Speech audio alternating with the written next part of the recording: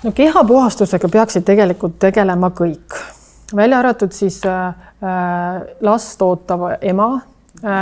Kuigi kui planeeritakse rasestumist, siis tegelikult maksaks puhastus teha enne rasestumist ära, sest see oleks ideaalne variant.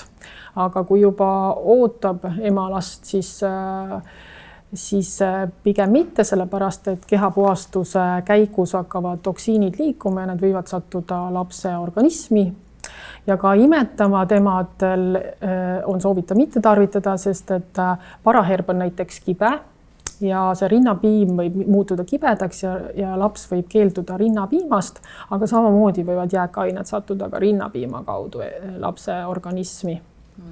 Ja kes siis võiks tarvitada veel, et need, kes tahavad kehakaalust alla võtta, nendel, kellel on sellised sümptomid nagu väsimus, meeleoluhäired, hõrenevad küüned ja juuksed, igasugused isud, šokolaadiisud, magusaisud, sest et tihtipeale dikteerivad need organismis meie isusid.